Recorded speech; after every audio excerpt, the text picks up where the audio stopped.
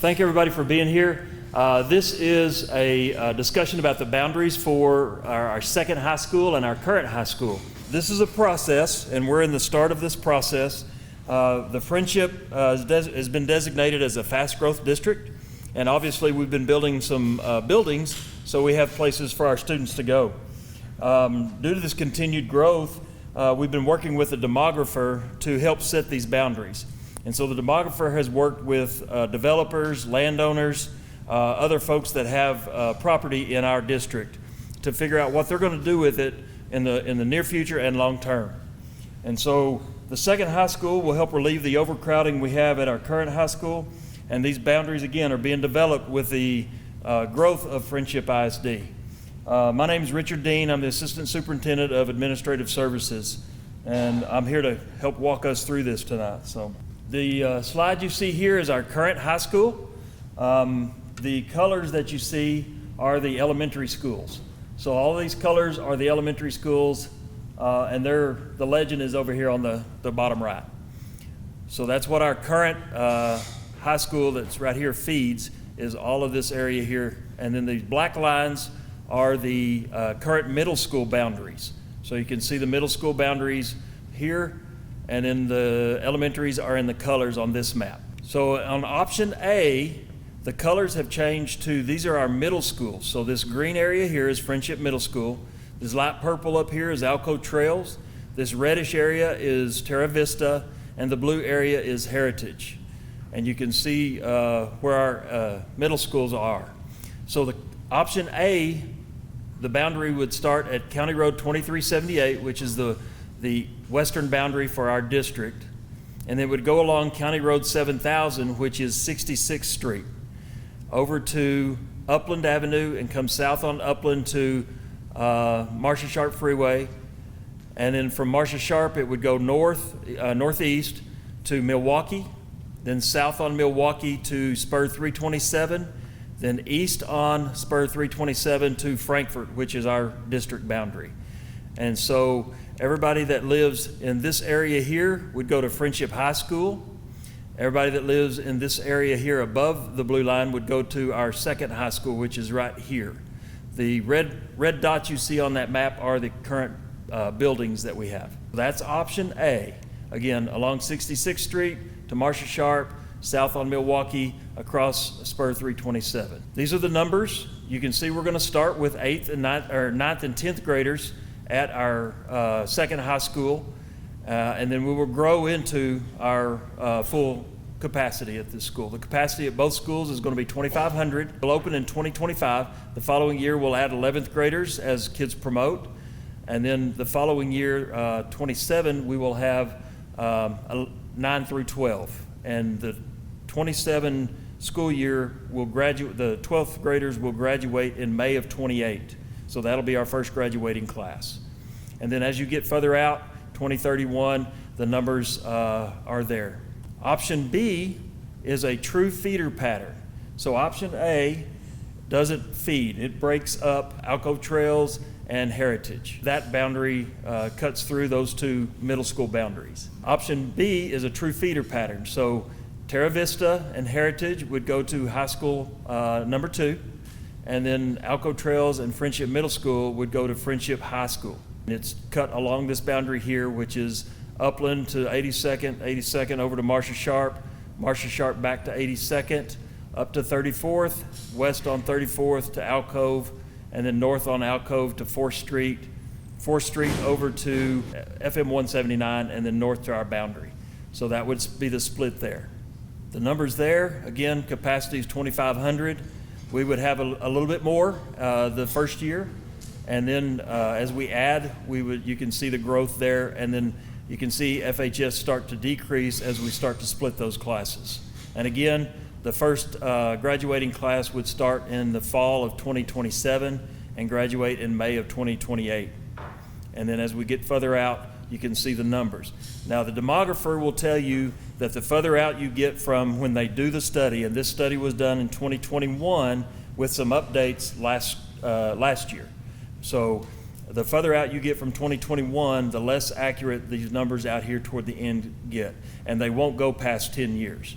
So these numbers are from 2021. And you've seen the growth in our district and seen how fast we're growing. So these numbers, like I say, as you get further out, get a little less accurate. So in option A, Heritage and Alco Trails are split. Terra Vista goes to high school number 2, Friendship Middle School goes to FHS. In option B, there's no split in the middle schools. Terra Vista and Heritage go to the second high school, and FHS and ATMS go to Friendship High School. The next steps, obviously we're having these town hall meetings the rest of this week. Tomorrow we'll be at Friendship Middle School, and then Thursday we'll be at Alco Trails. 6 o'clock on all of these. And what these are for is to get you to give us feedback, give you an opportunity to ask questions. We'll try and answer. Some of them we have answers for, some of them we don't. And then going forward in November, we will report to the board about the public comments. So we're going to give you an email here in a minute. If you email, I will take those email comments and make a document. Basically, it's a copy paste into a document and give it to the board. So if you misspell a word, it's going to be misspelled and shared with the board. I'm not going to change anything. I'm not going to summarize anything. I will just copy and paste that into a document for the board. So they have your direct comments. And then in December, we have there's a chance for public input at the board meeting. And then we make a recommendation of the proposed attendance boundaries. And then in January, the board will vote on the attendance boundaries.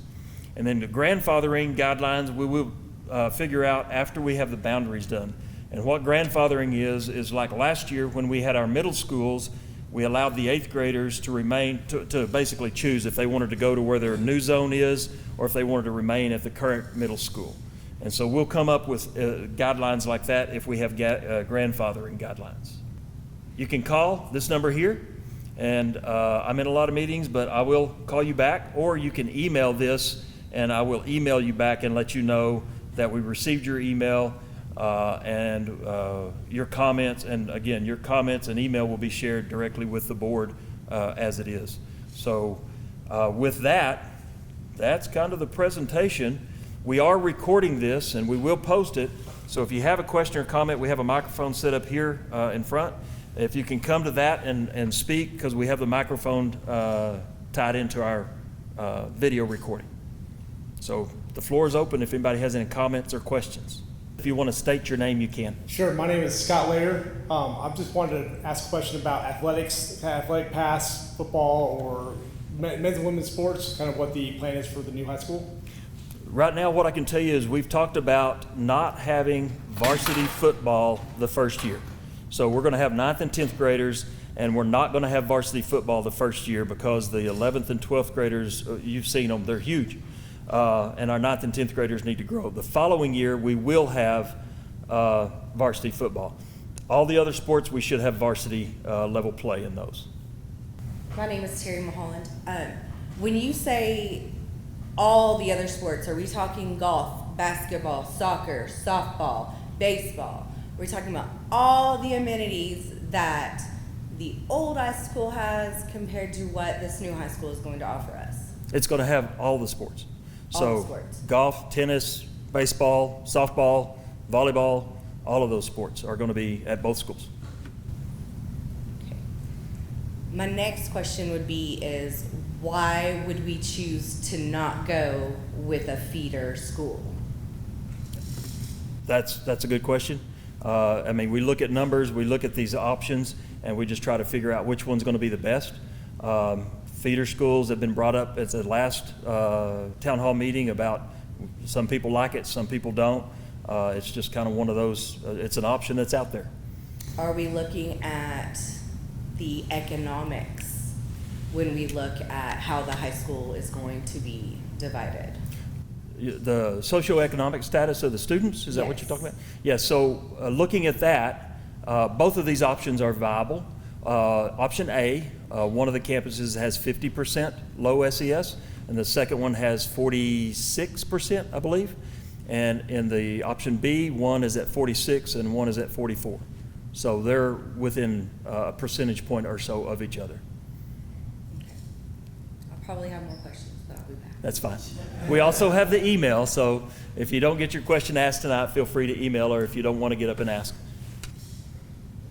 My name is Lee Green. I have a daughter. We live in Cedar Creek. So I'm obviously from the elementary meeting a proponent of the feeder pattern, particularly because in option A, my child would go to middle school, which we've already discussed is a very delicate developmental age, to one place and then get split from her friends and go to another place. I know this doesn't happen for everyone, but to build school loyalty, to build pride in what you're about to enter another developmental milestone in high school, obviously the feeder pattern in my opinion, makes a lot more sense for students. I know people are really concerned about athletics, but in terms of their social, emotional learning, I feel like the feeder pattern would help them significantly. Okay. Thank you. Thank you. Is there any plans for the new high school or either high school to be a sort of a magnet program for STEM academics or different tracks at all for that? Right now, what we've got set up is for both schools to offer both opportunities at, so whatever's offered at one school is going to be offered at the other. We've been working closely with the principal of the current high school. When he comes up with an idea he wants to implement, we're like, how can we duplicate that in a couple of years? So what we have at the current high school is going to be duplicated at the new high school. So then my next question, I know it's probably not that important, but like have been embedded to be Frenship Tigers. Like I'm an alum of Frenship Tigers. And so we've raised our children up to be Frenship Tigers, and now we are sending them off and they are no longer going to be Frenship Tigers. They're no longer going to be blue and gold. My child will go to school without a football team. I feel like that's part of high school. I bought a new house on the other side of Frankfurt. I paid double the taxes to go to Frenship. I feel like it to be her to miss out on the high school experience and the experience that I wanted her to have. And so we're just gonna take it away and just be like, here's 9th and 10th, here's no football. Well, we're going to have JV football. And there are whispers, sir, of we're not going to have the same sports. It's not going to be at the same level as the old high school. We will not be able to compete at the same level. It will just not be the same. And I'm like, how is that even possible? Yeah. Does that make sense? You understand what I'm saying? Yes, ma'am. So not having sports is wrong. We're going to have all the sports except varsity football. And not that I think that sports is the utmost importance. But you brought it up. So we're going to have all the sports except varsity football, and then we're going to have band. And I want all the honor, like my child takes all the honors classes too. I want all the honors classes offered. I want all the same things that are honored at this high school to be honored at the new high school. I mean, there's 10,000 things that are offered at the high school now that were not offered when I went to school, by all means. Right. But I want those opportunities for my child, and I want my opportunities for this child and their children to be the same. Right. And we do too. And so that's why I say we're going to duplicate what we have at the current high school. So there's going to be an auto shop. There's going to be the CTE courses. There's going to be the honor courses. And then we get into the extracurriculars of football, band, and choir, theater. All of those programs are going to be duplicated at the second high school. And then will the board pick like the mascot and the colors and how that will, you know what I mean? Yeah. Well, that is, because we don't get a say in that. Is that how, then you will say, this is what we are now? So what we're going to do is after we get the boundaries picked, we're going to get 7th and 8th graders are going to be the first ones in the new school. Okay. We're going to pick some of those students to help us create a mascot, create a school song, create the colors, and all of that. So we're going to get student input. We're going to elevate the student's voice during that and let them help us pick that. So no, I'm not picking the mascot or the colors or anything like that. The board is going to obviously have a say in it, just like every other stakeholder. But we're going to get the kids' input, and it's going to be a big input because it's going to be their school. Right. There's some big decisions that have to be made. Right.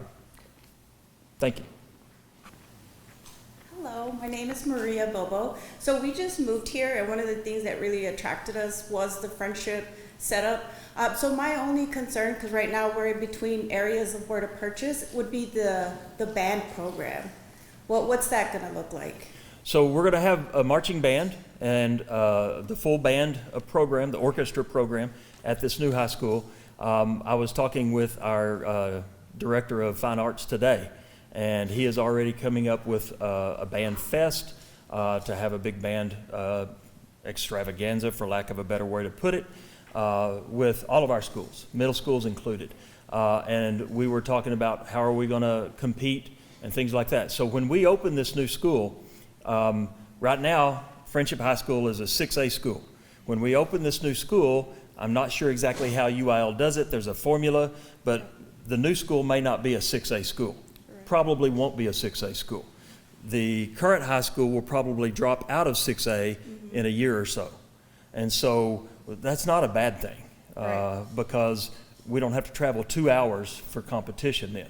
We can compete with some of the guys around here.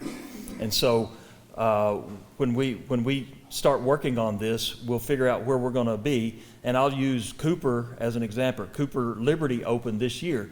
Their band got ones in their competition. They competed at the 3A level and were able to go on. And I think they're going to state. I don't know that for sure, but I think they were going to state is what he told me. So our band will have the opportunities to compete UIL and other competitions that bands do. So from the very beginning of when it opens? Yes. That's the goal? Okay. Yes, that's the goal. We may have a whole bunch of freshmen out there marching, but we're gonna try and get everybody out there we can. Hello, I'm Tiffany Vasquez. So I have a freshman, but we're at this old high school based on where we live regardless, but it just popped in my mind in case nobody else is thinking about it. What happens if somebody has a senior and a freshman that are in that outside boundary that would go to the new high school, but the senior would go to the old high school? Yeah, so that's one of the things as we're looking at this, the juniors and seniors, the first year would go to FHS, 9th grade, 10th grade, younger siblings would go to the new high school. Okay. And parents would have to try to help figure that out. We would obviously have busing available and things like that to help in those situations as well. And then my other thing was I am also a big proponent of the feeder pattern, having one in elementary school and one in high school. Currently, they've grown up. Well, I had 2 that graduate, so we have a lot of kids, but That's great. That's great. Just starting off with that mascot, with that school spirit from baby to high school. I think if you can just figure out that way we can instill it in the elementary schools for the new high school and give them something to look forward to as well. Thank you. We've been Tigers by the time this school opens for 90 years. And so the culture, the community that Friendship has, the Friendship way, is big on our hearts on this. And so we want to make sure that we do it the right way. And so a lot of that, what y'all are talking about, is what we're trying to figure out how to make it continue, if you will, the Friendship way.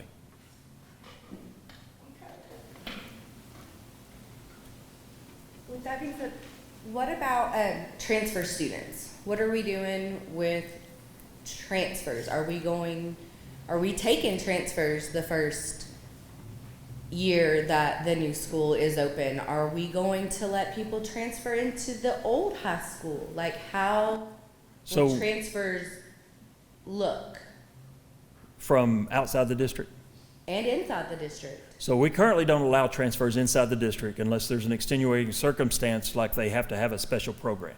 And so a student that needs one of our special ed programs, we do transfers for that. Or if their parents work at the school? Yeah, but that's an employee perk, if you will. But once they complete where the employee works, they have to go back to their path that they should be on. And then transfers. So if you have, I'm sorry, not to cut you off, but just I want to clarify. So say I worked here and my child was supposed to go somewhere else, but once they left here, then they would feed into where they were supposed to go. Is that? Yes, that's what correct. You're saying? Yeah, Okay. just like their neighbor would be going. All right. But And are we taking transfers? Yeah, so out of district transfers, I anticipate we will continue to take. Whether or not we divert them to the new high school or the current high school, that we haven't decided yet. How does that become decided? We sit and look at numbers and figure out where we're at on numbers. Okay.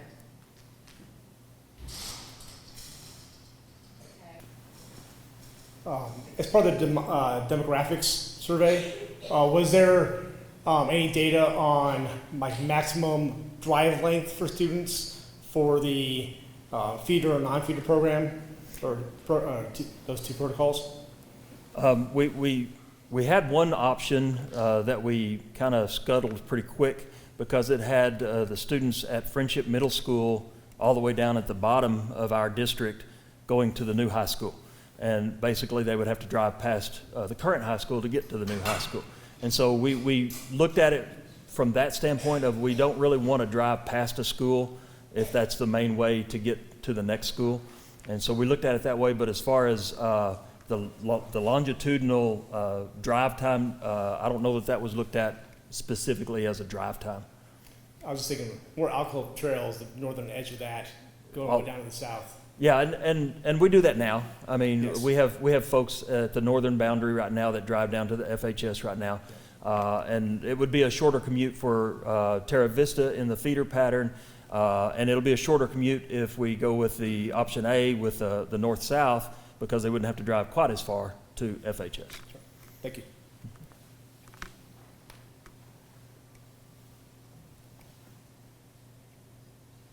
Any other questions, comments? Like I said, the email that's right here, if you email me at this email right here, I will respond. I will let you know I got your comment, so you don't have to wonder, did they get it? You'll get an email response saying, thank you for your feedback, your comments. And I'll try to answer questions if I've got an answer for you if you put a question in there. But with that, that's the presentation for tonight. So thank you all for coming. There's some cookies and lemonade over here. You're welcome to. Our chef with Aramark made those, and they're pretty good. So thank you guys.